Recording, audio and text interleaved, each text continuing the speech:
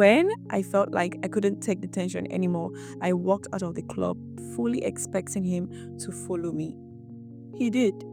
Hello, my peeps. I'm back with another mind blowing story.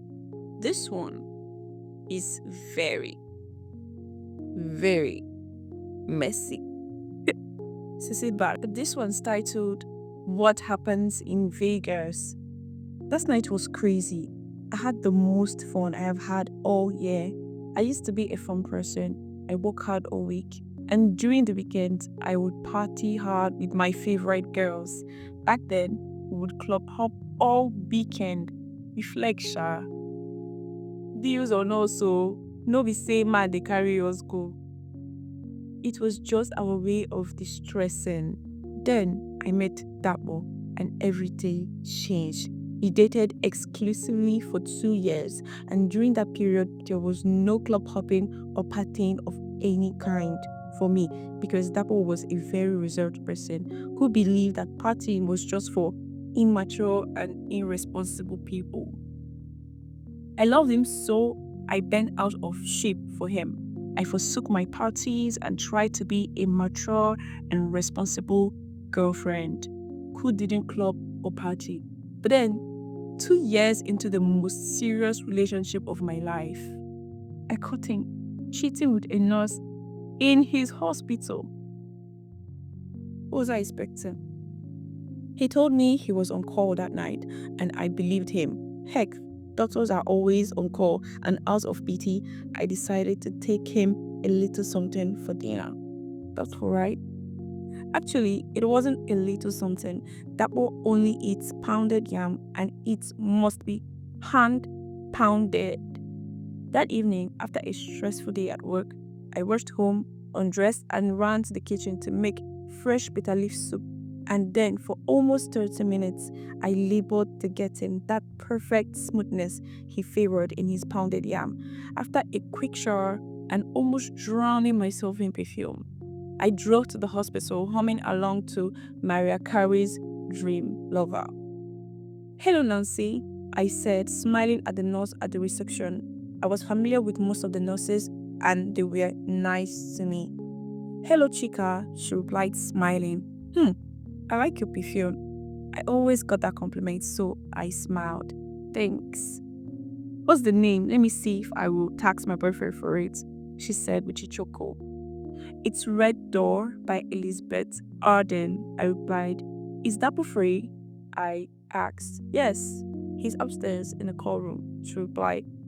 Thanks, dear, I replied, blowing her a kiss as I walked to the stairs. The thought of how happy Dapo was going to be when he ate his food made me smile as I took the stairs gaily.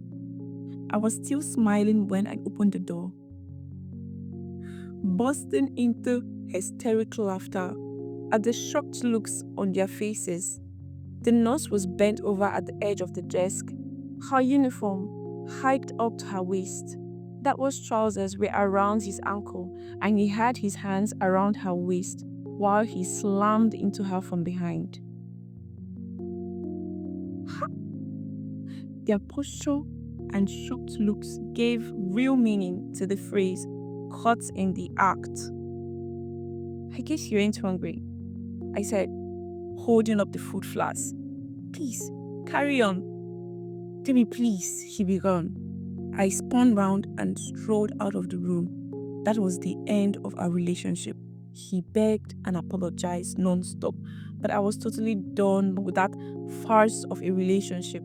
For all I knew, he had probably been banging her all this time while I have been deluding myself with the idea of faithfulness. To cheer me up, my 3 friends decided to take me clubbing that weekend, and I had fun. We drank our way through all our favorite places in Wuse, from the bank to Moscow underground. From there, we ended at the Play Imperial Lounge.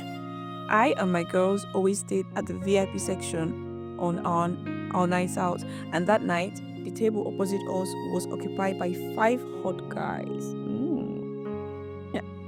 One of the guys wouldn't stop looking at me. I found myself making subtle sexual gestures with my eyes, and well, believe me, liquor gives you guts you never knew you possessed. When I felt like I couldn't take the tension anymore, I walked out of the club, fully expecting him to follow me. He did. It was a beautiful night. We stood outside beneath the star-filled sky, talking. We talked about random drunken things, and then he kissed me. Next, I found myself in the front seat of a car with the seat totally reclined, having hot, steamy sex. I honestly cannot remember how I got into the car. All I knew is that it was the most amazing sex I have had in 2 years. When we were done, we went back to the club and continued like nothing happened.